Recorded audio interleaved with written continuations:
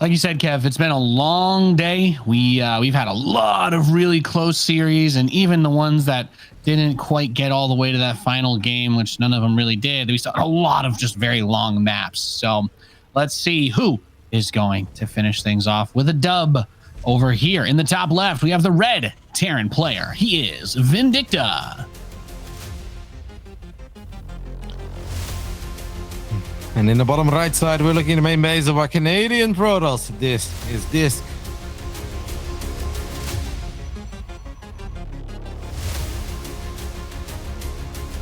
And I already love to see it, Roddy. You love to see it.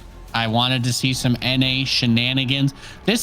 I don't know how many times this has been done to you playing in this this map pool this season, but I think I've gotten proxy gatewayed in that base maybe twice, and it always completely catches you off guard because you just don't expect that if they're going to proxy, you're like, okay, well, they want to build it as fast as possible. But if you start the depot and immediately send the SCV, then it would never get there in time, right? Blah, blah, blah sort of deal. But that's exactly why it being so far back there is quite dangerous, and it works a lot more than you would typically think something like that should. Well, it has happened to me a couple of times, and I gotta say the cannon rush that starts off there but then makes its way into your main base, that has been the most annoying one for me. But everything else, yeah, they have tried. I gotta say, Nate, I'm pretty bulletproof. I'm just a very fair, honest, macro-oriented Protoss, you know.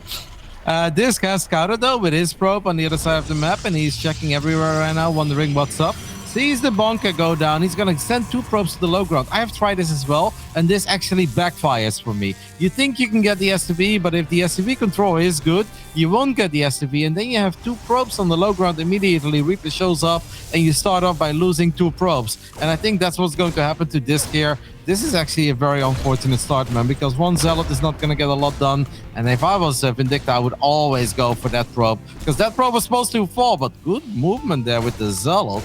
Okay, that's body something. Block. Yeah, good little body block there. I thought that bunker was, if it's 1 hex down from where it was built, and I mean, it finished, it's fine. It's not really dogging on them, but yeah, that in between the mineral patch can also be a safe spot for the SCV to hide too. Yep.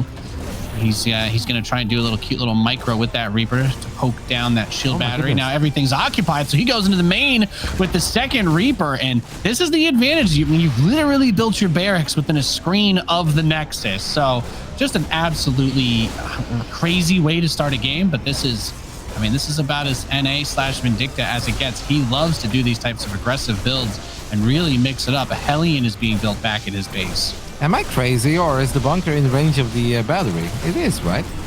I think it is, yes. Yeah, I think if the Reapers click on it. I'm actually very surprised that the Reapers didn't go for the battery, because double Reaper would have absolutely taken out that battery by now. And then I'm surprised Vindicta didn't go for Reaper number 3. In the end, this obviously still works out in a decent way if he can keep both Reapers alive, and he cannot. Good shot there with the Stalker.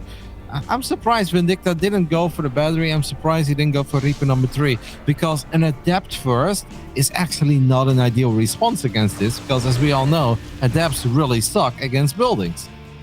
Yeah, and maybe it wasn't. The Reaper range always feels so deceiving because the size of the bunker comes into play, but it has the same range for the attacks as a Marine. So I think from a bunker, yeah, he probably could have if he wanted to focus it, but I guess it's neither here nor there. The Adept is going to shade past the mine, by the way. Perfectly baited the shot without dying.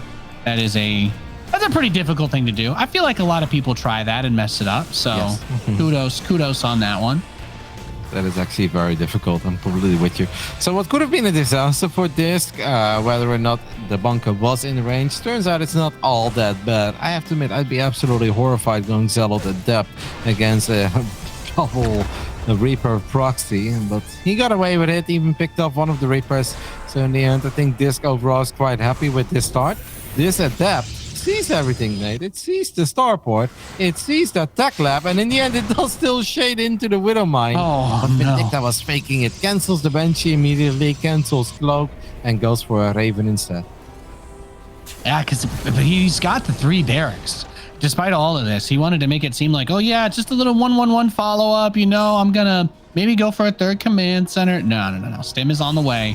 He's building a lot of Marines. He's getting in combat shields with it. And I think after this Raven, maybe even just get like one medevac. I don't know how fast he wants to try and make this attack or use the factory to build a reactor. But really just depends on what he wants to have with this, because obviously he doesn't have the gas from the natural going yet. So building tanks and Ravens is a very expensive thing to do while you're trying to get upgrades. Yeah, it is a tiny map. Wow, quick Templar Archives on the side of DisK. I wonder if that's just for Archons or if he actually wants to rush out Storm. Since we are playing without a Forge so far, I would say quick Storm is probably the play here, Nate. You land 1 or 2 nice Storms on that first bio push that will obviously inevitably be coming your way. And after that, you can do all the Protoss things, like maybe drop a Robo Bay, get a Forge, go up to 4 bases and whatnot. If it's just Archons, I think we're playing a very dangerous game. But I would love to see Storm, but will it be DisK? Storm, Archons, yes. Quick Storm starts chrono boosting it immediately. I think it's the correct call, but that doesn't mean it's going to be easy to defend the first push of Vindicta. Yeah, I really like this for a couple of reasons, because if he has the High Templar out, then, you know, obviously the Raven is dumping its energy right now, but if he tried to bring it home, it would be great for a feedback, right? If there was like a anti-armor missile against the charged Zealots, then that would be a really tricky thing to deal with. So he's got some flexibility there. And really, we don't see people go for Storm this fast versus Terran that often. So it's just kind of fun. Feels almost a little throwback-esque. And there is the feedback, so it doesn't get to drop the next auto turret. And he's just got to chill. The one nice thing there, I guess, for Vindicta is that at least he gets the scout off, right? Okay, I get feedback. That means you have a Templar Archives. That means there is a chance you're going into Quick Storm. A couple of Stalkers are thinking about going for the main base, and they will. Scan goes down. Vindicta picks up the Observer immediately. Obviously, he realizes that high ground vision must have been a thing there. DisK gets a Marauder as well. 1 Stalker falls. Nope, 0 Stalkers. Okay, I think overall very successful there for DisK. He is creating a nice little lead for himself here in 14 workers, and Storm is done 8 minutes into the game. Yes, and his third base is not the pocket base. Vindicta's will be. So as he continues to try and bring the pressure and do some damage, it's just hard because he wanted to have a lot of units. Against the Colossus, you can spread around, try to get those big jumps, but against Zealots, being spread out is kind of bad, and having those clumps of units makes it harder for them to surround and get good damage onto all of the units. But then that's where Storm becomes better. So DisK being able to have the real third base and have that money coming in, it's just going to make it that much more difficult for Vindicta to break him over time. Excuse me. It's been a long day, mate. It definitely happens. Couple of probes do fall against another turret as the Raven has regenerated enough energy. Vindicta wanted to poke and see if there was maybe a High Templar very far away and exposed. Super quick ghost, by the way, on this side of Vindicta, which I do think is pretty smart against the very quick Storm of DisK. I think this is everything that we expected, that we were anticipating. These two are just kind of going blow for blow so far. It's very close. DisK, I don't think, can be too aggressive because you have to attack into the 2-base setup. Without Colossus, I think that's going to be very difficult. By the time he has Colossus, Vindicta will have an answer for it. So I think at this point, it's all about not taking any economic damage for both sides. Yep, and even there, not willing to give even the tiniest little bit, gets a good dodge on that mine. And, you know, that's one of the funnier things, too, ever since they changed the way the Widow Mine works with that shot, because so many Terrans just don't get an armory versus Protoss, or they wait a really long time because you get a little bit more value than the upgrade out of EMPs, since that's just crazy amounts of shields that you can remove. And obviously the High Templar are what's really getting in the way of the bio. But he's been sweeping the mines pretty well. And a Dark Shrine boots up here too. So DisK is giving me some Nina-esque vibes with the setup. He really just does not want to leave anything on the table. He's going to set up for everything that could possibly happen before he really tries to get out there and do anything wild. He knows he's making more money than Vindicta based on the bases that have been taken. So there's not really any pressure for him to force it. He just needs to be ready for what the Terran is going to bring to him. Yeah, it does feel a little bit adventurous. Double Robo, Double Forge, Storm, Dark Shrine. I don't know. It's a lot of things to get away with, which obviously means that maybe his army is not actually going to be as big as he would like it to be in the next minute. But if this game just chills out for another minute, and then there's a good chance that DisK will be able to get all of these fun little Protoss tools into play. And then it's going to be a bit more difficult for Vindicta. Like right now, I like Vindicta's army a lot more than I like DisK's army, but it really comes down to the EMPs, the storms, or a potential purification nova. Yeah, exactly. I mean, Terran versus Protoss has always been like that, right? It's either you drop medevacs in every single base at the same time, and the Protoss like flails around at the keyboard and can't keep up, or it turns into trying to micro the Prism with the Templar, the Colossus, and the Vikings, etc. This time around, of course, we don't really have Colossus on the menu, but these storms we know can definitely seal the deal, and that's one of the reasons why those Templar are in the Prism. Dodge those EMPs. So let's see what happens, because we have a big army for Vindicta, but DisK is maxed out, so almost don't want to walk into like an anti-timing here, but his army will get better if he waits. It's a lot of gateway units. First Nova goes down, good micro by Vindicta, avoids it. Second one also gets completely dodged, and now we're going to try to land a couple of snipes from the High Templars.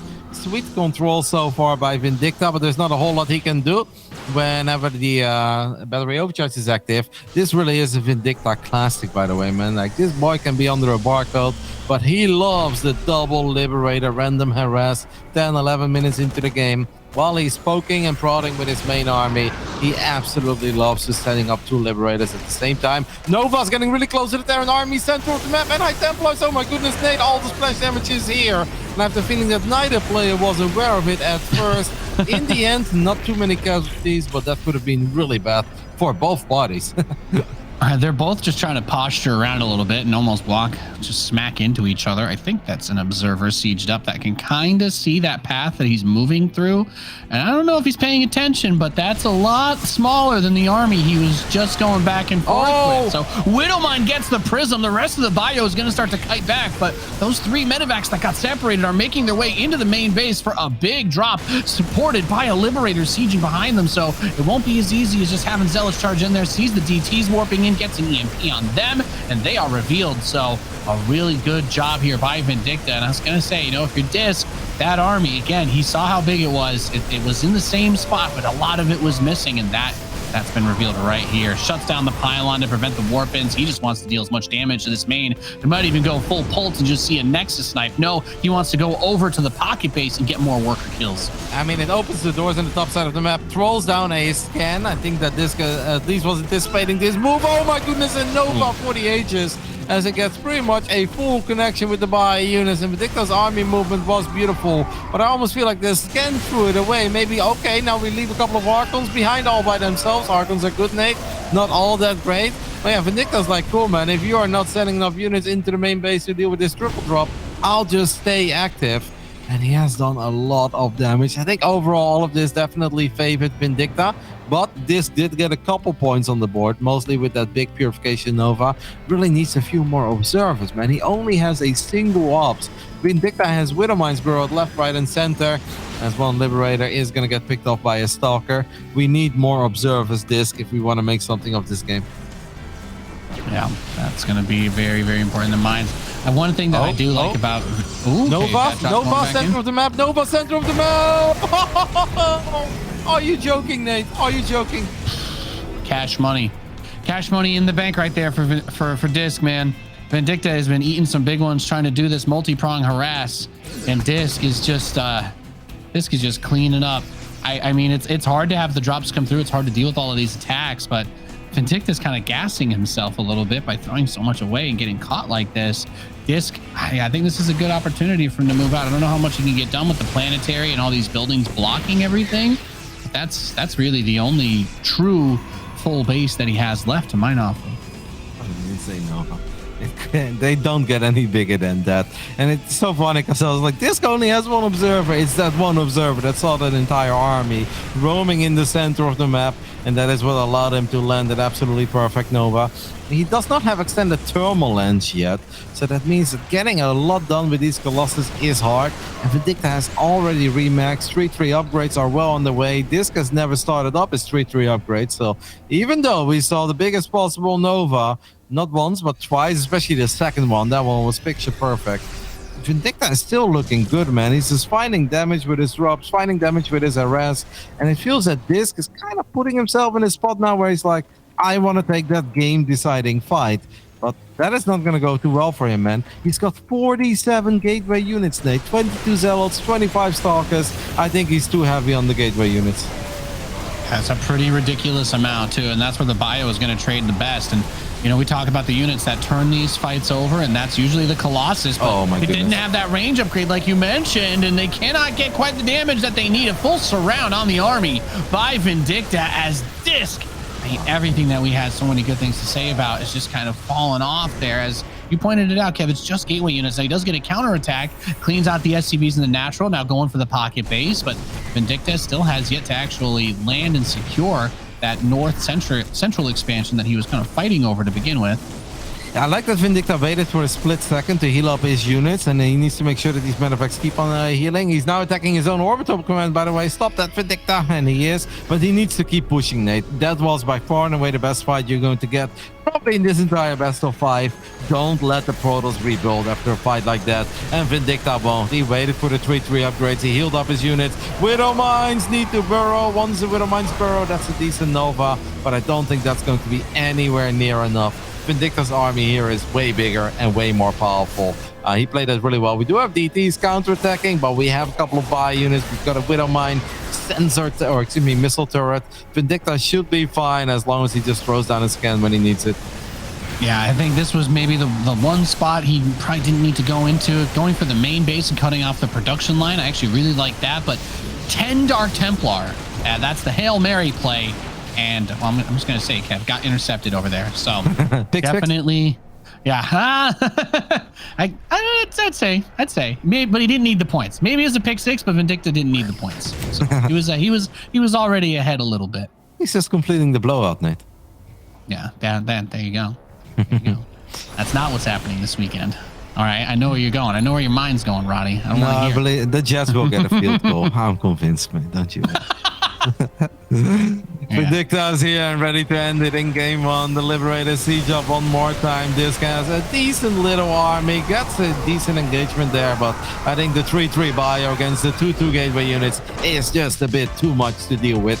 GG gets called. Vindicta looking really good in game 1, despite the fact that DisK landed the biggest possible Nova in the center of the map. Vindicta's multitasking, like, I don't want to get too carried away. It'd be too hyperbole. Where it's like, it's on another level. But he looked better, Nate. He looked faster. He looked a bit more solid all over the place. While DisK had a good setup, couldn't capitalize on it. And Vindicta started making moves with the Raven, with the Liberators, with the triple drop. Looked really good, man. Yeah, I like, those are all the little things that add up and become so devastating, even though that direct fights did not work out at all. But the mines got a lot of big picks. You talked about the observer count. I think that was really important. A lot of those Widow Mines were just chunking out. I think the last one had like 4. And if that's 4 stalkers that just die from walking over it, you know, that's one of those things you have to be able to clean that up, because he did a good job of taking bases. He weathered a lot of different attacks. And then, you know, we got the greatest disruptor shot of the day onto that bio. Center mass hit everything. But trying to make that push with all the gateway units, and like you said, way too many gateway units, but even the 2 Colossi that were there, they didn't have range. So they just walk up and they have the same, you know, you're walking up into the Marauders and they're never going to win that fight. So just a lot of things kind of coming off the rails. I think part of that can be attributed to just how crazy the game was. But for DisK, you need to be able to realize when it's time to pump the brakes, get out with your units when you can, because yeah, I mean, Vindicta did that perfectly. That huge, like 240-degree angle that he had on the army. AoE wouldn't have done anything there anyway. That was very sexy. Big EMPs, perfect flank. Overall, just a very cool and exciting game 1 from this man in the top right side, playing these games from San Diego, California, representing the cranky ducklings. This is Vindicta.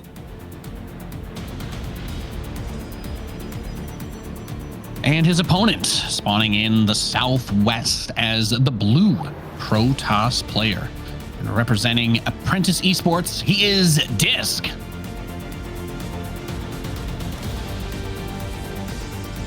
Obviously, still plenty of positives to take from game one if you are DisK, right? He did get himself economically ahead. He did get away with a very quick storm, had a 3-base setup way before his opponent. It just kind of started going wrong when it felt that he was doing everything at once, double Forge, double Robo, Dark Shrine, and then he ended up at a suboptimal army comp. I think did make 2 observers at one point, but then lost one. And overall, the game just started slipping away a little bit when Vindicta was finding a lot of damage, especially the triple drop was fantastic. And yeah, it felt that this just started spamming units at that point. It's like, all right, I'm going to clean this up and then I'm going to attack. And I think I'm going to be fine, but he wasn't fine. And we can't forget about losing the Prism, right, in the center of the game or the center of the map against that one Widow Mine. It just all added up. This clearly showed that he's competitive in this best of 5, but he's gonna have to clean things up a little bit if he wants to get points on the board. Yeah, for sure. And let's not forget too, he didn't scout that he got proxied in that first map. The Reaper was able to come in and get a cheeky probe. The second one was very well saved by the Zealot. So that was a situation where things were a little bit crazy, and he did handle that. So it is to me just a matter of cleaning a couple of things up, like you said, and making sure not to leave things like those Widow Mines on the map. Those really generated some crazy value over the course of that game. So the probe dies, but he sees this is the new standard that the Terran players are doing out here. Nothing super ridiculous, and Vindicta will probably expand behind this, but we could see that little Reaper Hellion pump fake, something like that. It's going to be a Stargate opening for the Protoss, however. Yep, I like it. I really do like it against this stuff that Terrans are doing. If you are on top of your first Oracle or Phoenix, you really shouldn't take any economic damage. And then you're just even further economically ahead as a Protoss than you normally already are, because this CC is a bit later than it would be with other Terran builds. Let's the Shade finish up, but there is obviously a second Adept that's going to keep the main base safe. So I don't think Vindicta should get a lot done here. I love that grenade. Love the immediate Shade as well, but good play so far from both sides. Nobody's making any errors yet. There is one last thing I want to mention about these Widow Mines, Nate, that you mentioned in the previous game. If you just leave them there forever, these mines are not just annoying and don't just find damage, but they actually start functioning as observers for the Terran players, right? And that's the last thing you want to give them. Yeah, exactly. Especially when, because that was one of the things that I noticed about the way Vindicta did this. And by the way, really nice delay on the natural for the Adept to get there, and I think kill both of those Marines as the Reaper dies. So the Cyclone has to be the one to set it up. Yeah, no, I completely agree with you. He had several more mines than I think we ever even saw, because the west half of that map basically never got used. We had nothing happen in the bottom left, or that's left center area. So he kind of moved everything eventually. But you're right, those Widow Mines give a great heads up on where units are if they're just chilling, standing near them.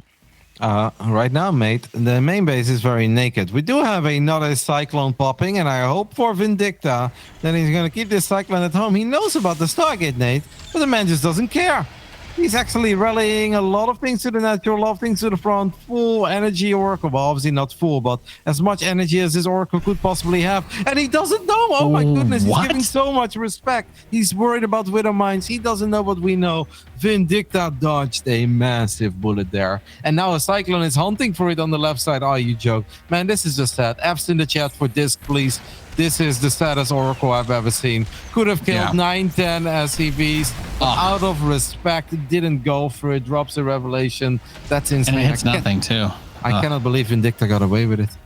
Can't get much more painful than that. No, I agree big time. The Oracle could have gone in and killed quite a few SCVs, but you're right. He was thinking, oh, if there's nothing here, there must be a Widow Mine. But Vindicta able to take advantage of that, I suppose. There's just 2 Phoenix and 2 Adepts. There is a shield battery.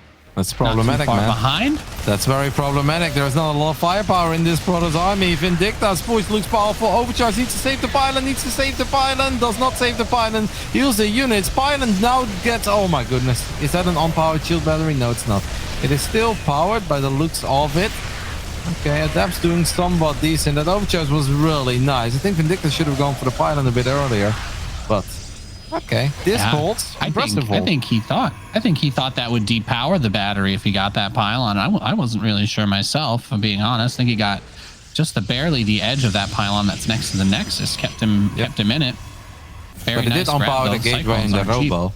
It felt that there was a lot of potential there. Either you go for the battery immediately, because there really isn't a lot of firepower for the Protoss, or you disengage when there is battery overcharge. But yeah, maybe he thought that Pylon was going to unpower it. In the end, the Phoenixes get a few SCV kills. That is nice for DisK though, because if he would have mishandled that, and I'll be honest, Nate, I have been there a few times myself, a game can also just end. Once the Phoenixes start dropping, it becomes very sad. A few gateway units without any Twilight upgrades don't really stand a chance. Liberator does siege up in the main base though, where them Phoenix at all the way on the other side of the map, and the Pro Pool a little bit late. 3 workers go down, and maybe a few more, but a lot of lost mining time here. Yep, and I think the best thing you can do is just leave the Liberator sieged on this spot. You're not going to get away from the Phoenix. You're not going to kill them. So just deny as much time, and if a probe finishes building while you're still sieged over it, then you get another free kill. But I think he did about as much as he could there. 43 SCVs to 51 probes. Colossus is being produced, and looking to see that extended thermal lance a little bit earlier this game, hopefully. Yeah, can't imagine that we're not going to see it earlier. So despite the fact that this game started off disastrous with that Oracle, DisK now finds himself in a bit of a playable spot again. Maybe these Phoenixes can get a pickoff or two. I mean, Stim is already done. There is a tank. There is a drop heading towards the main base. Still no thermal lens. I don't see a battery. I don't see a cannon as one of the Phoenixes gets picked off. And I want to be hopeful for this because I love these guys and I know that they are very evenly matched, but it's starting to look like Vindicta has the upper end here today, Nate. Yeah, he's been taking advantage, I think, of the mistakes a little bit more. Not that he's been necessarily playing perfect, but DisK had a few opportunities to really capitalize, and killing, somewhere in the realm of 7 or 8 SCVs with an Oracle, if he could have, would have been huge. But the Phoenix take more damage. That drop is in the main, and he's going straight for the pylons. Depower the gateway, depower the production. This isn't really enough to fight all of this yet, but he doesn't have to worry about getting caught just yet. And the Marines are going to target down the Phoenix. Fire. Very, very nice. Man, it's a couple of... that final Phoenix could have gone down, and Vindicta actually kind of dropped the ball there. One hand solo Marine tries to get it. That one did not work out, but initially the target fire was great. I actually really think if he goes for that final Phoenix and he doesn't try to save these Marines, and he just keeps on fighting there, gets 4 or 5 probes there as well. The problem for this right now is not the numbers, right? If you would just hop into a game here, like, hey, 105, 102, 58 workers against 52, this all seems playable. But then you really start zooming in and you realize that these Colossus don't have thermal lens, these Stalkers don't have blink, and we have made a grand total of 5 Phoenixes and only 1 Phoenix is left. And that's where you just start getting very, very concerned for the Protoss, because this is not working out. Yeah. And it's not going to get easier anytime soon. 3rd Colossus is coming in. Colossus range is finally being researched, about halfway done. But even in those little moments when those Marines are running past, when you're barely catching something, that's where having that little bit of extra reach can really go the extra mile. The 3 Colossus in general, still a very powerful force to attack into with or without the range upgrade, since it is mostly just Marines with some Widowmine support. The Marauder count will increase over time, as Vindicta has his 3rd base landed and taking the gas, getting ready to mine that bad boy up. So we'll see who goes for the 4th first. Hallucinated Phoenix will eat a Widowmine. Yeah, that's a bit of a scout, but obviously not the scout that DisK was looking for. Vindicta now knows where the main army is. The Zealot is going to reveal the main army of the Terran player. There are a couple of Zealots looking for a run by into the 3rd base. That could be big because there's only a tank, and a tank is not great in cleaning up for Zealots. But the drop in the main base, okay, if Vindicta wants to stay around, he needs to kill the battery. He's going to run away from the battery and just go for probes. I don't hate it, but maybe the Zealots can find the same amount of damage on the other side of the map, but the Liberator is just the cherry on top. Man, everything that Vindicta is touching so far, Nate, is turning into gold. And unfortunately for DisK, all of his stuff shows up a little bit late or too early, where he believes it's too good to be true. Yeah, and he's just been on top of it, right? We've been seeing it. I was just looking at his vision through that little attack as well, and he was very, very deliberate about timing when those drops were going to come in with the Liberators, and he's just not leaving anything on the table. Has it been, necessarily the cleanest we've ever seen? No, but he is really stretching DisK's multitasking to the maximum, and he has those mines covering the exits. We talked about this before, but they're basically observers. They are. Cheeky Zealot's gonna go for a run by. Well, he's dead. It's crazy. There's even a random mine in the bottom right side, maybe against Zealot run by. It is indeed the Widow mine, the 2-in-1, the Ultra Observer. And because DisK has been forced to obviously build Colossus and Immortals in a game that really has been going his way, he can't play Minesweeper. He cannot clean these things up. The Viking count is now at 4. I think that's the only thing that Vindicta needs to step up a little bit, right? Like, you don't want to take a fight with 4 Vikings against 3 Colossus. You get up to 8 Vikings, and then you land a couple of EMPs. And I think this Protoss army is going to melt. Yeah, exactly. You need the Vikings. Either that or, I mean, I don't really think you can ever count on getting a huge surround like he did on the army in game number 1. Definitely want to have the more technical response if possible. And the armory is about to finish up too. So these mines, he's done a good job of trying to keep them alive in spite of them being revealed after these shots. But now you will have to have the observer to clean him.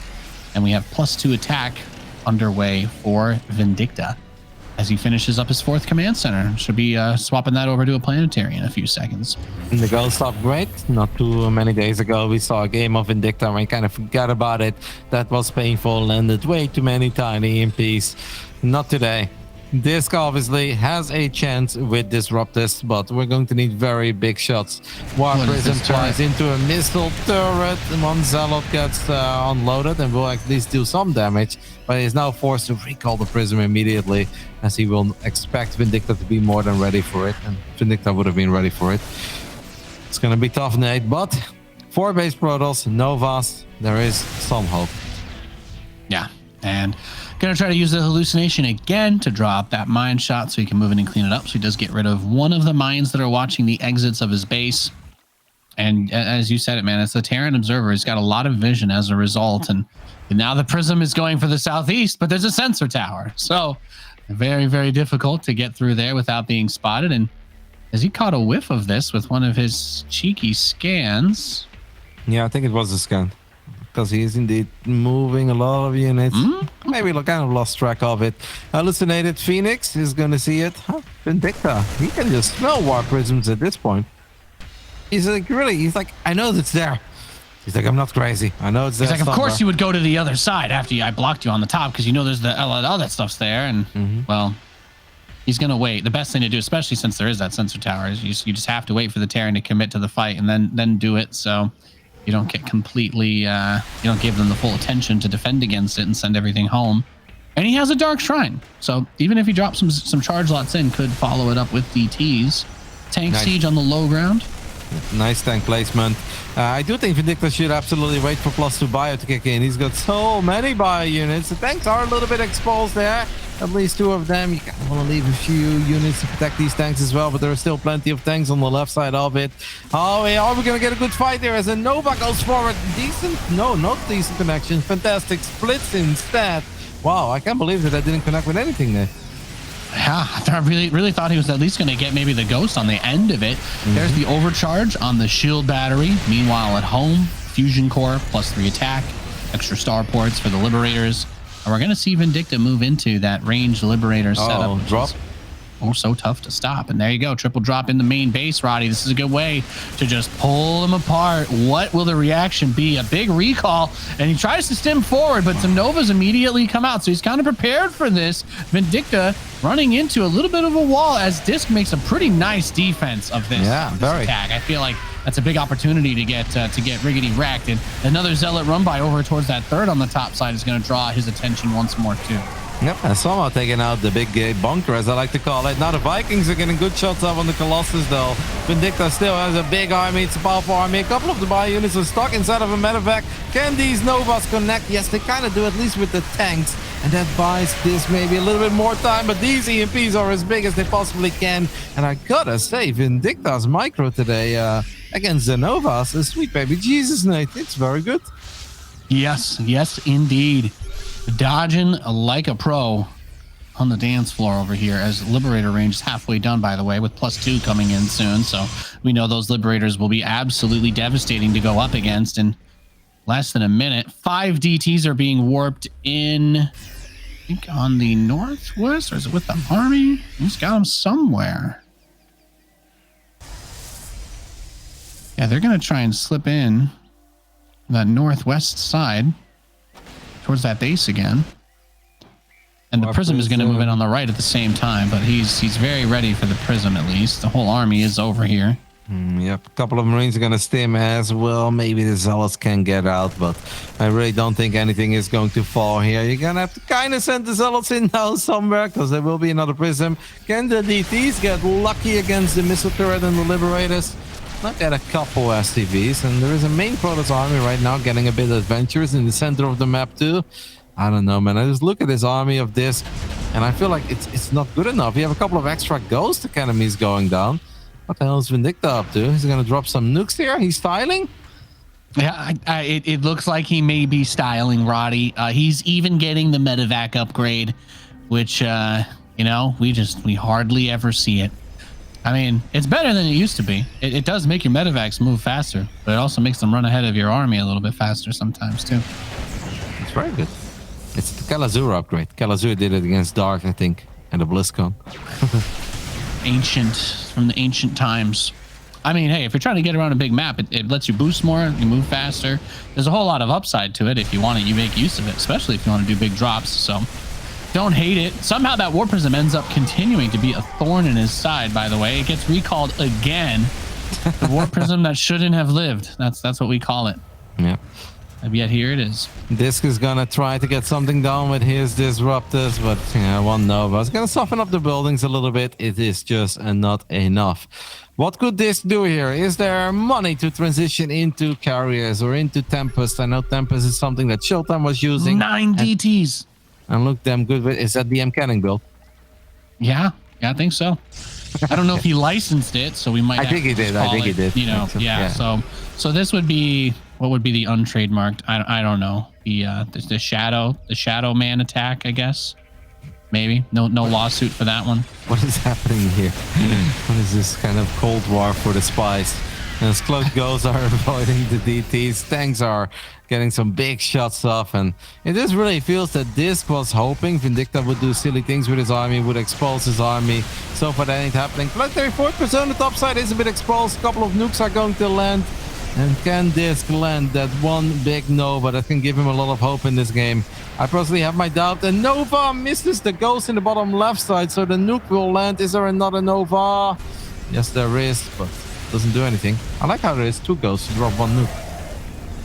Well, sometimes you need, you're going with the buddy system, Roddy. Dangerous out there. Dangerous out there running into the Protoss space alone. Always take a friend so you can burn twice as much energy.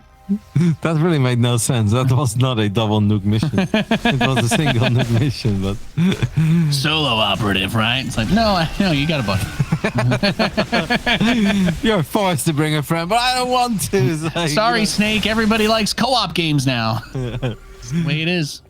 Solid Snake and Splinter Cell are teaming up after all these years. This is what goodness video games have been waiting for. Now I truly feel old. I do appreciate that, Kev. Man, Splinter Cell, a long time ago. Nova will not connect. We are going to get War Prism speed. I mean, hey, that previous Prism somehow was indeed a bit annoying. And DisK has made it to the point where he's maxed out. I'm still just not in love with his army. And the reason I say that, guys, is because we are still working with 62 supply of gateway units. If you include the DTs, we are closing in at the 80s. DTs are going to go for a planetary. This is not working out, man. That's a big donation of DTs. The army is going to get flanked as well on the top side of the map. Liberators ready. Where are those EMPs? The EMPs were a bit late, and the Novas do find some connections, but this Terran army is just freaking powerful.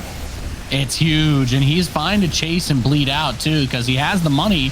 He's been rebuilding. He just wants to take out those power units because, as you pointed out, majority of the army is just gateway forces, and if they fight under the Liberators next to the tanks, well, we start to see Vindicta really pull ahead in terms of that army supply. 105 to 69, just dropped a nuke on that bottom base, I guess. Yep. 17 probes died, so huge pickup there. And I didn't want to say it, Roddy, but in this game, 27 DTs have died.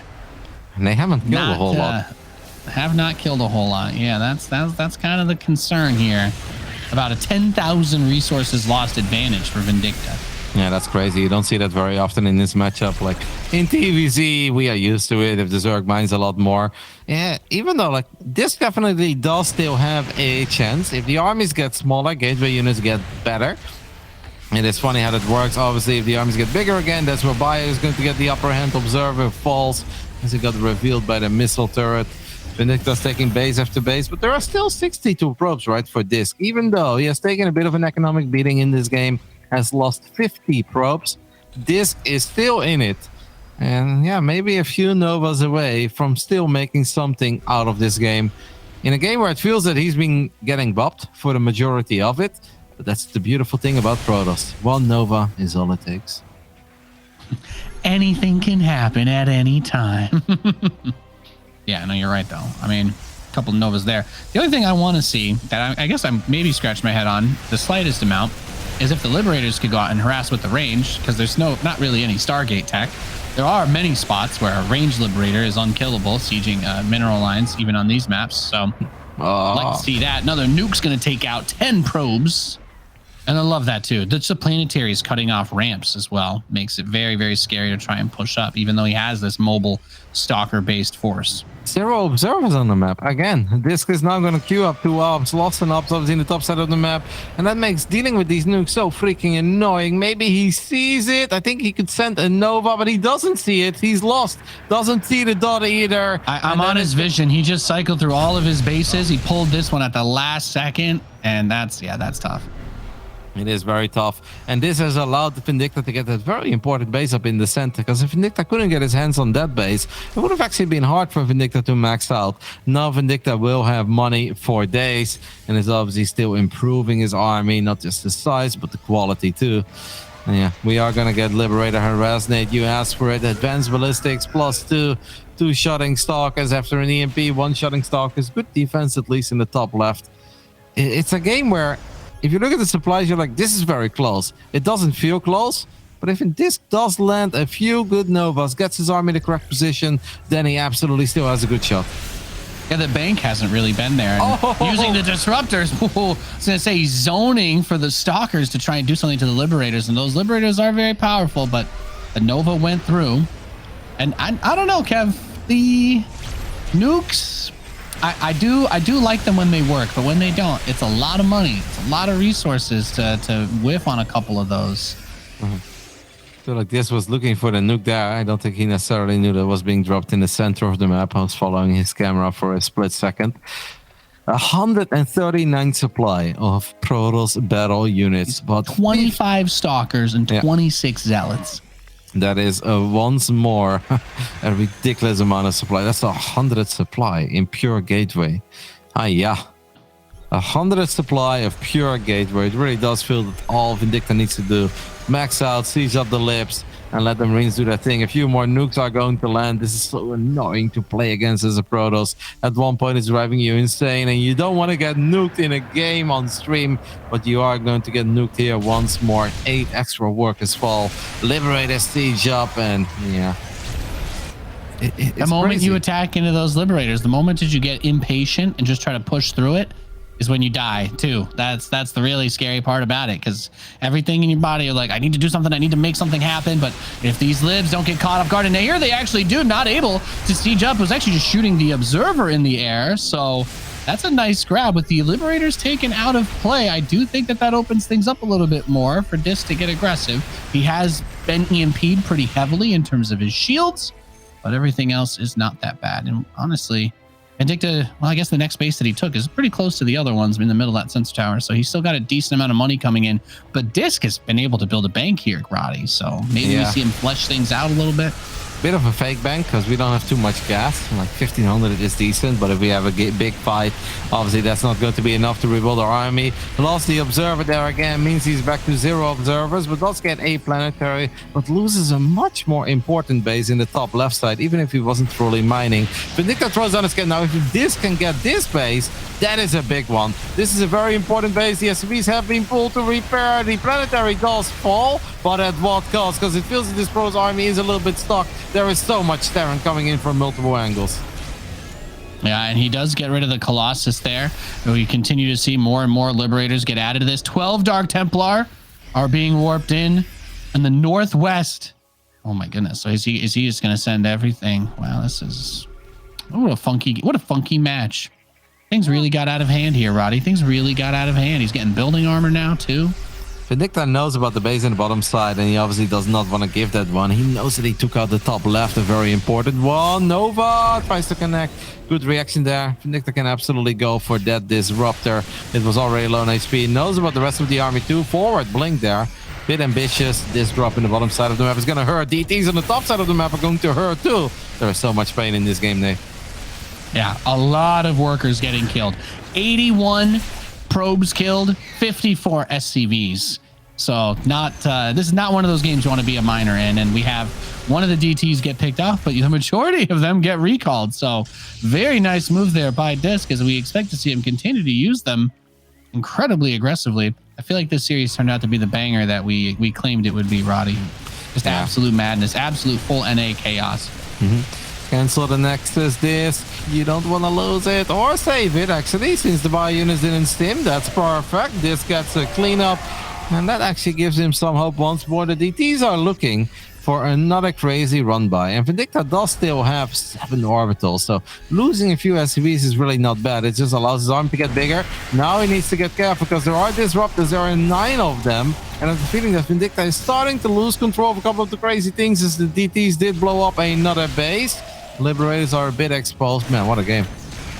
Yeah, I mean, Vindicta's army is just so technical, and I feel like we still haven't really seen him get to that point where he could just siege up like 2 or 3 Liberators together from the max range on one of those bottom bases where they're out of range and just make the Stalkers hate their lives. We have not had the Liberators really get to do the damage that they want to. Here, they finally get some shots on the edge, but Vindicta's running out of money, Roddy. He has not been in a super easy place. He's had to move a lot of these command centers around. He's trying to take more bases, but he's been bleeding out rather quickly. Still very far ahead in resources lost, but it's a smaller margin now as both players have passed that mark. Army is still so freaking good, though. It is really good. As long as he has medevacs. He actually only has 2 medevacs. That is a problem since he doesn't have a lot of gas in the bank right now. Yeah, I do feel that playtime is kind of over. And obviously Vindicta has been trying to close it out, just couldn't quite do it. It is right now 137 supply against 136. Vindicta needs to wait, I think, for a few more medevacs. He does have, in my opinion, a much better army. Man, this guy's been doing a great job in just running circles around it. More Novas going down, couple of probes do get transferred into the wrong direction. Vindicta at this point obviously very paranoid, throwing down scans left, right, and center. So important to keep track of the disruptors.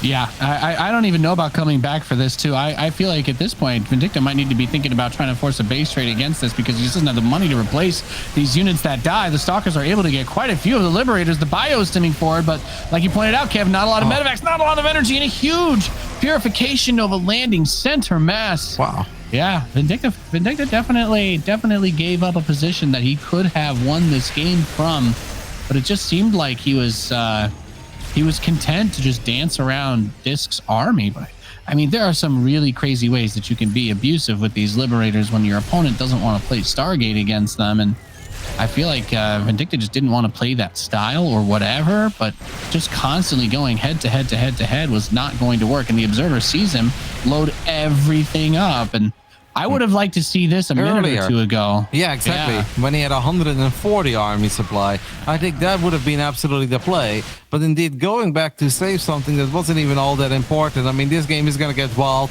We could still have DTs obviously being wiped in. There is a Dark Shrine. It is in the back of the main base.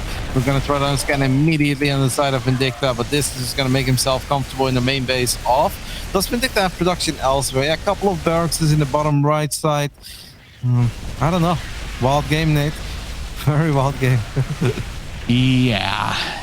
The biggest issue here is, like, if he had done this, like you said, Kev, when he had 120 supply, then I think you kill all the production instantly. You can have the Liberators cut off the ramp so that DisK can't reinforce. If he tries to recall, then you've got an easy spot to place all of your liberation zones. But now, DisK is going to take out everything that's critical in terms of the infrastructure. All of the tech has been completely reset. That barracks was there, but he lost the factory. He's going to lose the armories. He's going to lose the Ghost Academy. He's trying to launch a nuke before the Ghost Academy goes away. And it's great that he could cut this ramp off. But what he needed to do is kill like every Nexus. He would have needed to have enough to snipe the Nexus and then Liberator him inside of his base or something. Vindicta threw down a scan in the natural of DisK, and there were 2 ops there. The Liberators attacked it. Shield batteries healed up the Observers, and in the end, the Observers lived. Oh yeah, I have the feeling that Vindicta's army is just a bit too small right now. Had such a massive army earlier. It was so powerful. At this point, it feels that he has just lost a few too many units. The Widowmine does connect with a couple of Stalkers, but there are still 11 Disruptors. Vindicta is trying to sandwich his army, but the army that he's sandwiching is twice the size of his own army. Gateway units are not necessarily great in maxed out fights, but in these numbers against such little bio, they are. And DisK wins the game where at one point he was being outmined and lost 12,000 resources more. That's honestly insane. Yeah, insane is the best word to describe that. Like, if your opponent doesn't have a Stargate, your opponent doesn't want to build Phoenix, they don't want to go, they don't want to do any of that stuff. I get it. But you take 3 Liberators, you get maybe 4. There are spots on these maps where you can siege up, especially with range, where a Stalker is not going to be able to hit you. Or you at least have 2 Liberators in a spot where only 1 can fit, and then they'll never get enough damage to actually kill them. And it'll take like 10 or 12 Stalkers, right? You want to force the Protoss to have to make that adjustment and go into 10th or something else that the Marines and the Ghosts can still be good against. But it just felt like he kept trying to force these head-to-head fights, but that army is just a little bit too technical. Right? Like, yeah, if you want to go in with just bio and try to make crazy splits and avoid the disruptors, I get that. But he put so much into the air that he couldn't actually take any of those fights unless all of the Liberators were sieged. So then DisK just kept dancing around him. He's like, well, I can't believe you're not trying to doom drop me and cover it with Liberators, or, you know, get 3 siege ups from outside the dead zone on my bottom expansion. And Vindicta just felt like he was trying to finish the game, and he had that lead, but he just couldn't. And it took him 15 minutes to bleed out. Yeah, I think at one point, obviously, the medevac count was too low, right? Because I am convinced that his army was still a lot stronger than the army of DisK, but it is indeed very hard to run into an army of like 9-10 disruptors. DisK's army movement clearly was fantastic because he was playing from a very uncomfortable spot, was down in upgrades, was down a base, was down in workers, had no bank, and lost 11,000 resources more. And on top of that, had almost 80-90 army supply of pure gateway units. The fact that he turned that game into a victory is very impressive. But Vindicta is going to throw himself for that. I do feel it was a bit of a troll. I think he made things a lot more complicated than it had to be. And on top of that, like, the nukes were very cool and they caused a decent amount of stress, but they did not help in closing the game out. And I think at one point, this man had his opponent on the ropes and 2-0 would have been big. Instead, we're all tied up. Fun for us, not so fun for him. In the bottom right side, we're looking at the main base of the American Terran player representing the Cranky Ducklings. This is Vindicta.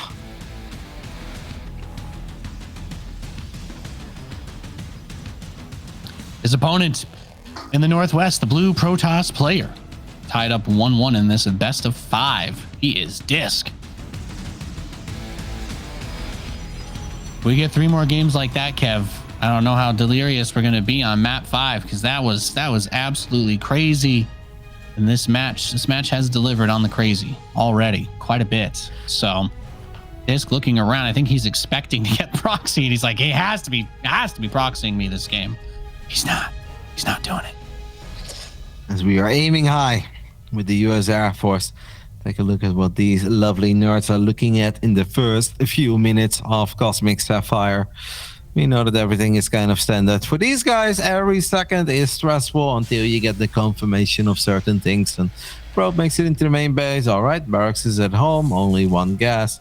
Now I know that I don't have to worry about anything. You kind of keep an eye on the SCVs. You don't necessarily count all of them, but you just want to make sure you don't miss like 3 or 4, because that would be kind of obvious. And then you're like, wait a minute, something ain't quite right here. But DisK scouting is solid, and Vindicta's build order is standard. What a game, man. It's pretty insane to me as well that right after a 32-minute game like that, DisK is just like, yeah, go. No break needed, nothing. And Vindicta apparently doesn't need a break either. He's going to try to get another bunker up, and he's building a second Reaper, Nate. And that second Reaper, obviously, it's going to take a little while. But if 2 Reapers make it into the bunker, it's going to be very uncomfortable for DisK. Yeah, of course, he's rallying it from his own base and not inside of DisK's. So feels like it's a little bit tougher to do, but DisK also kind of has that sense of comfort since he didn't see anything that was worth worrying about. He checked very deliberately, and now the Reaper can just be like, oh yeah, say well met to my bunker. and deny some mining and just be generally annoying. Gotta be careful actually with your adapt because you don't have a shield battery yet to heal up the adapt. This time around there is no Zealot to tank shots either. Now that battery is definitely out of range, and that is of course out of range. yeah. Otherwise we'd have the Tempest upgrade for the Reapers. That'd be big. I wouldn't mind that. Yeah, see the Reapers just they get long range. He was gonna boop himself in. Place for days. Well, this Reaper definitely has some potential because the bunker is still being annoying in the natural as well. That means that the Stalker and the Adept are going to go for the Reaper. This Reaper is actually going to be able to make it perhaps into the bunker too, man. This really is a lovely start for Vindicta. And if I was DisK, I'd be absolutely molding at this point. Yeah, that's a very, very frustrating situation to be in. And he's just going to continue to poke. He's trying to bait shots off the bunker, drag it out, make it take a little more time, and just be as much of a nuisance as he can. The probes are not really here yet for him to be able to pick them off, and trying to catch. I was gonna say maybe try to grab one. Can get a few workers here. Yeah, he's gonna commit because he can't get out, right? Oh no, one of the Reapers gets surrounded immediately. That's a bit unfortunate. It's still 2 probes and now maybe 1 Reaper. No, that Reaper is gonna fall as well. Hellion in the natural is not going to find too much success because there is still that shield battery. I think the 2 Reapers in the main base there could have taken out at least 1 additional probe, if not 2. Yeah, I was gonna say, it looked like a three probe kill possibly, right? You throw the grenades, get the target fire down, but that is a difficult thing to do while he's trying to micro that Hellion. Be biting off a little bit more than he can chew. He'll still be able to not really do much there, I guess. Thought he was just gonna take a shot for the hell of it, but Raven follow up, siege tank. We've seen this before. From Vindicta up to the 3 barracks, and well, it didn't really turn into anything particularly crazy before. The Raven just kind of went out to be aggressive. He didn't try to bring it all together. It's like a harass Raven, and then just kind of transitioning into a standard bio setup. Yeah, that was obviously Moondance, where you do have that pocket expanse, so Terran players can drop a command center on location, and they enjoy that a bit more. And DisK actually taking the 9 o'clock base rather than the triangle. Not super standard, would technically mean that it's a bit easier for Vindicta to push into this base. Reinforcement is going to show up quick and goes for a very quick Robo Bay. 5 minutes is mining of 4 gases. I honestly think that a Raven tank bio push with interference matrix, so we don't use the Raven to harass, but we drop a matrix on the Colossus. I think that'd be a nightmare for DisK to deal with. Yeah. That's what I think is one of the best ways to use that Raven, right? Because it can be such a good neutralizing force for whatever option they've gone for. If it's a lot of units and you can land the anti-armor missile, you know, the shields and armor will go negative on those units. So you can do crazy amounts of damage, or like you said, interference matrix is, I mean, it's a little OP. It's a very good ability. 10 seconds of sit down, very, very strong. Yep. Stock is chipping away at a depot. Auto turret has gone down. Actually, the best thing you can do is just go for the shield battery, because you're not going to kill any probes near the shield battery. Stalkers are going to try to maybe blink into the main base. That could be a mistake, because Vindicta has almost given DisK the idea that he should do that. Will DisK do it? Let's take a look at his vision. Hey, DisK sees attack lab. He's going to do it. No, now he sees it. Okay, he still blinks in. That's crazy to me. He doesn't really have a lot of firepower, but I guess just anything to buy a little bit of time. But that could have been a very, very costful mistake. Yeah, stress his opponent out a little bit. Keep things a little dicey, keep things a little crazy. Loses a stalker there too, though. Heads up. Yeah, it does. Marine outside the natural is going to get picked off, and Stim and Combat Shield are going to line up with +1 attack. But I mean, he's getting the 3rd command center. It's not a 5 barracks, so he's gonna have a lot of things, and maybe we'll see the move out. Okay, the drop is not a bad way to handle it. I mean, this map is huge. It's gonna take a while if you go around the edges to get there, but at some point they will. So can try to get aggressive at least as much as he wants to, and feeling a little contained by just 2 stalkers, not that fun either. Raven, Observer, close but not close enough. even if we have that third CC, and that obviously makes this not an all-in by Vindicta, I do think it's safe to say that the next minute and a half in this game are going to be very important for the American Terran player who's had such a good run over the last few months. Can he grab a few of the Stalkers here? Gets one. Throws on a scan, sees the Observer, and I can feel the frustration from Terran players coming through my screen. Both Stalkers almost gets those. Nate, we're going to create some chaos with a big drop in the main base, backed up by a Raven. It seems that DisK has picked up on that. Yeah, he has another Observer there. Surveillance mode gives a bit of extra vision. So DisK is ready, but is he ready for the main push and the drop? Yeah, big drop coming in. Auto turret off the Raven. Still has enough energy to drop another one. Might even think about just, I don't know. I think maybe I'm just crazy with my love of that anti-armor missile. But 3 Colossi are going to jump the bio, trying to siege below the cliff. And it's going to have to evacuate everything but the tanks. And one of those medevacs dies completely full. Yep. I mean, during all of this, there are still no bio units. Rico has now been used on only the Colossus. That's actually a bit awkward, but there's still that battery, and I guess that is good enough. I'd say overall good defense by DisK, because that was obviously not easy. Vindicta had a lot of things going for himself. There was a lot of things to be very wary of. Saved the Robo Bay even. Twilight Council stayed alive. Yeah, I'm surprised that Vindicta didn't kill more there. Obviously killed a decent amount of gateway units, but I'd say very good crisis management overall by DisK. Yeah, he's hanging in there. That's kind of been the story, right? Vindicta finds a way to get ahead a little bit, and then DisK just hangs on until Vindicta, I guess, just keeps swinging until he gets exhausted and falls over. It's kind of the vibe that this series has been presenting, where DisK doesn't really get to do anything super fancy, but he just grinds it out and gets a win. And I think with this map being even bigger, you've got a little more options with the warp-ins defensively, maybe a little better angles for getting the prism in, as this map has a lot of airspace to work around. Unlike the last one, Tropical Sacrifice, the prism struggled because even the turret outside could kind of block. There's a lot of spaces you'd have to cover to do that here. And he is going to build that turret, by the way, on the way outside base, just in case. I like all the way on the east. Small investment could obviously save your game. This does have a couple of zealots waiting in the bottom side of the map. I do think this is a very different game though than Tropical Sacrifice. Like on Tropical, I really did feel that Vindicta was owning DisK for a while, got himself in a very good spot, and we saw that in the units lost resource tab, and DisK wasn't even mining more for the longest time. This time around, it's actually Vindicta who's been losing a few more resources in this game. And I think overall, out of the 3 games, I like this start the most for DisK, to be completely honest. This kind of feels that things are all right. It could have been scary, but the defense has been good.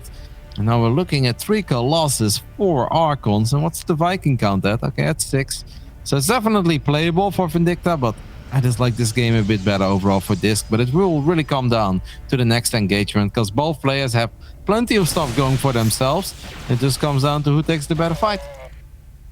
Yeah, that control, which, I mean, in the big head-to-head fights, has been actually a struggle for Vindicta. Like, we've seen some good EMPs, but when he gets all these technical units together, he has actually struggled a little bit. The big surround in game 1 was what set everything up, but he has not been able to replicate that success since then. It's mostly been the hit and run, the drops, the flanks.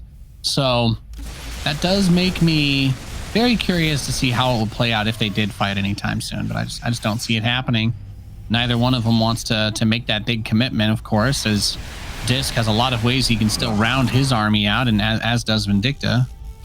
Losing a prism with 4 zealots inside of it is never a good feeling for the Protoss. Obviously, good job by Vindicta there.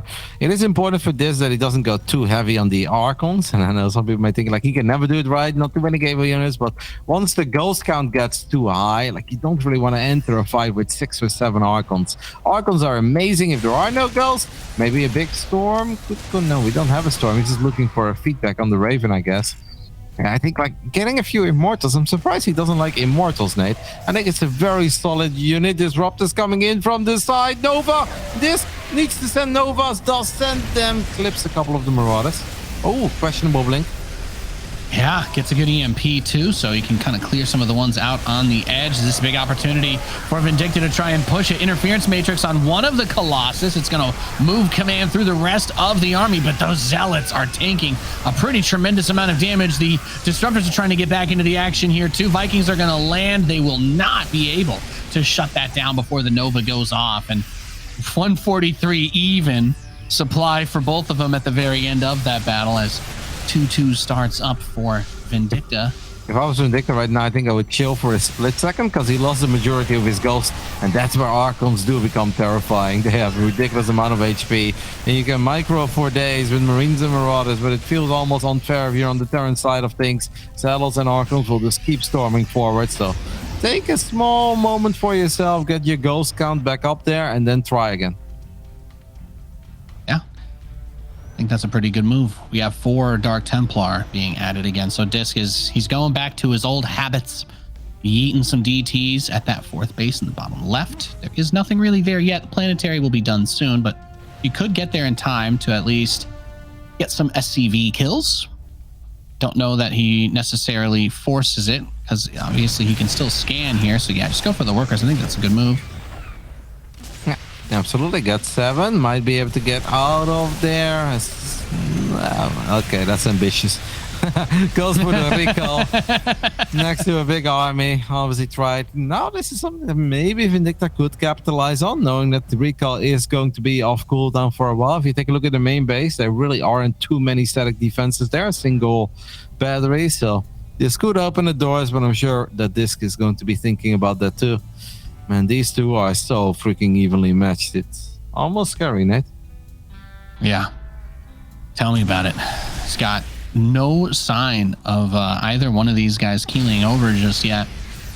Lots of little trades, lots of little fights, but struggling to really make the big impactful moves. And it's like you don't want to push into the Liberator, but at some point, you know Vindicta's going to keep throwing stuff at you nonstop the whole game. So I'm not even sure that DisK really feels he has to be that aggressive, but he's going to try at least get the sensor tower. That's nice. He's doing this while he secures those bases on the north side too. Yeah, I do think taking out a sensor tower like that for free is lovely. It's going to make it a bit scarier for Vindicta as well to figure out where the hell the Protoss army is. It's going to force him to use a few more scans. And this is definitely not ultra late game. Yeah, we don't even have the 3-3 upgrades. We don't have all the infrastructure in the world. So you don't really want to scan non-stop to see what's up with that Protoss army. DisK is now working with 2 Colossus and 6 Disruptors, so he does have a decent amount of robo units, and he's dropping extra Stargates, Nate, for the first time in this series. Maybe he feels, hey, this time around I am rich, I can afford it, and I'm actually going to make my army a bit better. I think that's a good move. I think that's a very good move, Roddy. Vindicta has not really been able to get the proper value out of the Liberators in this series that I think he could have. So with the choke points being a little bit more on Cosmic Sapphire, I can get why you would want to feel like you need to do that a little bit better since they're just all being used defensively now.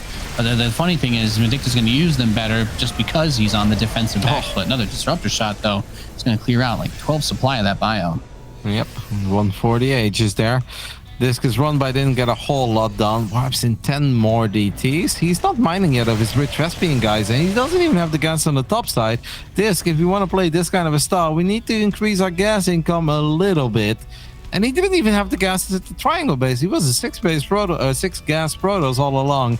He really needs to step that up, because otherwise he cannot continue warping in 10 DTs at a time and transitioning into late game Sky Toss. Disruptors are here looking for another nice Nova. Gets a couple of SCVs, gets a ghost.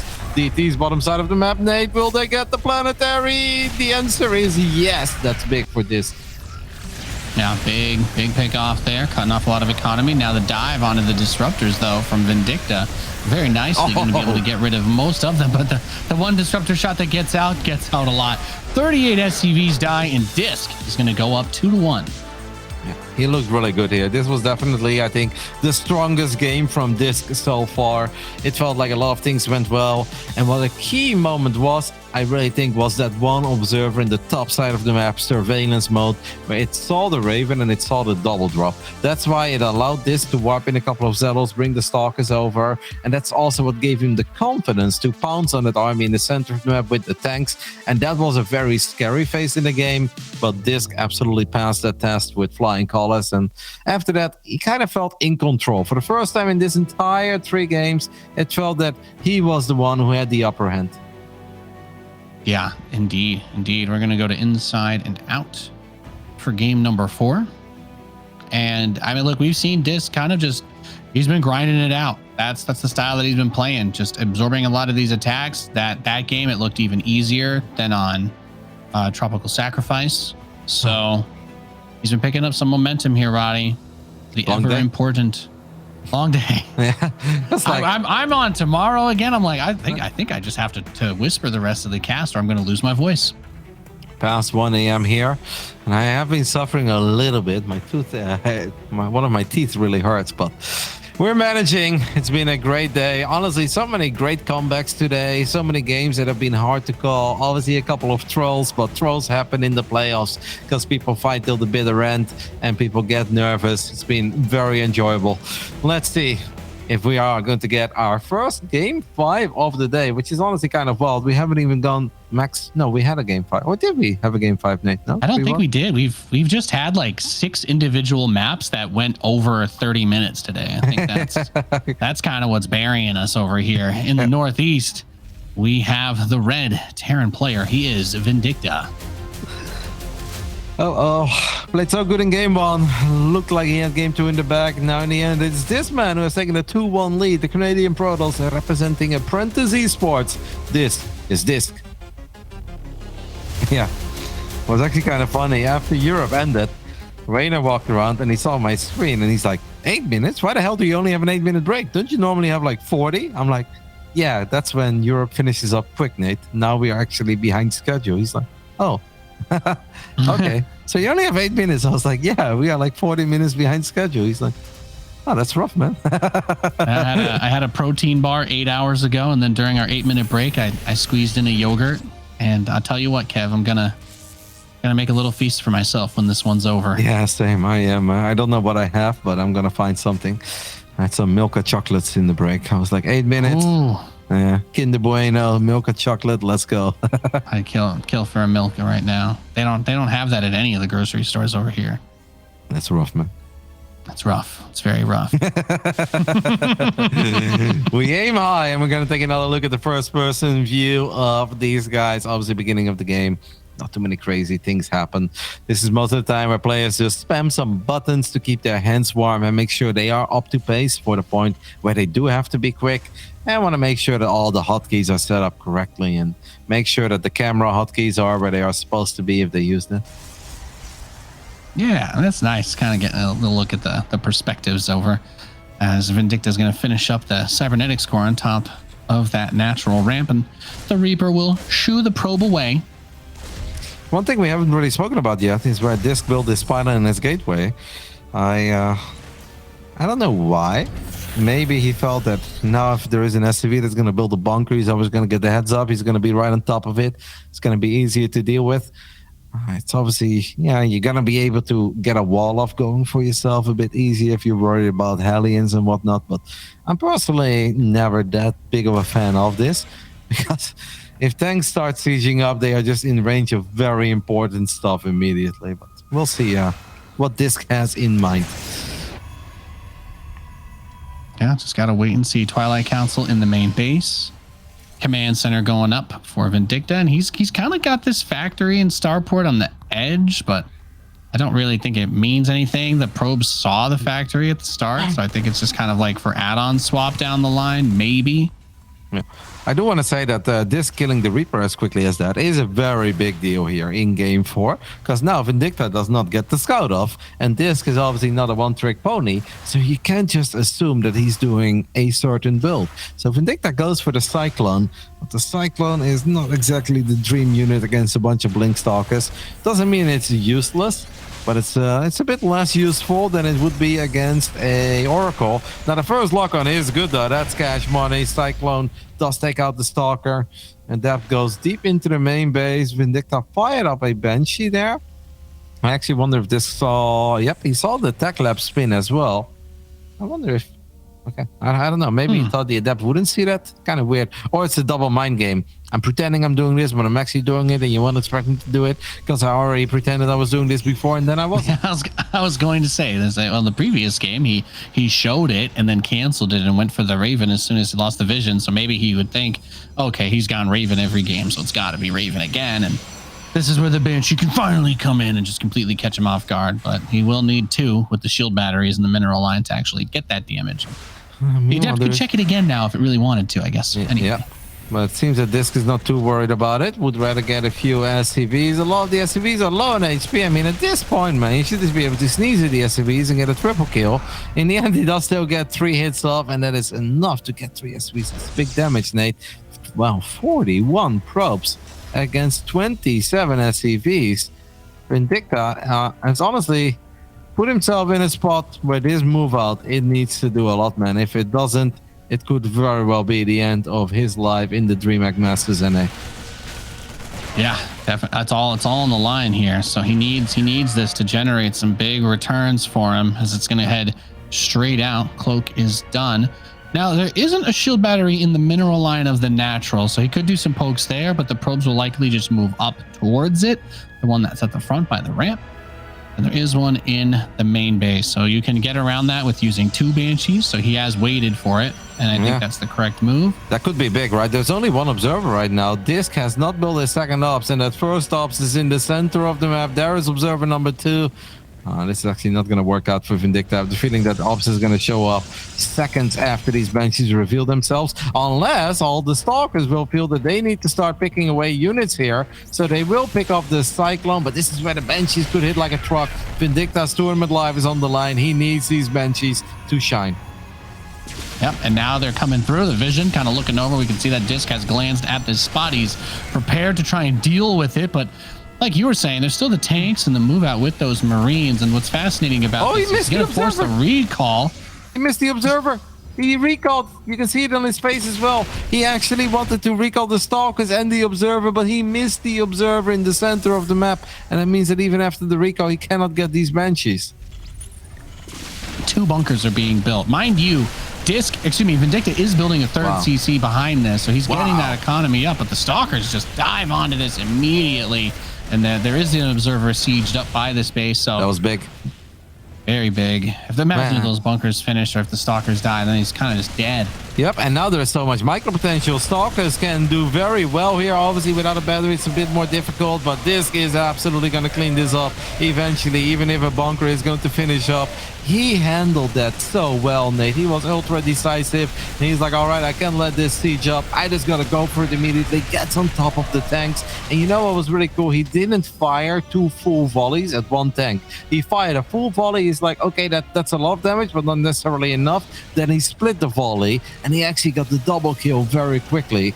And he is now in, I think, a pretty damn good spot. Even if there is a 3rd orbital, Vindicta lost pretty much everything. Just a couple of charge slots can really mess Vindicta up here. Like, if DisK goes for it here in the natural, he doesn't know what we know. But if he would go for it, he's going to get a great trade. Yeah, definitely a big window of opportunity open to him. 2 forges are starting. But look at the tech lab for Stim. It's the most exposed tech lab of all time. Doesn't really need to blink for it, but going up, at least get the siege tank. And I think, like you were saying, Kev, there's not a lot here. So SCVs are going to get pulled to try and defend. The Zealots get into the natural, though, and that's it.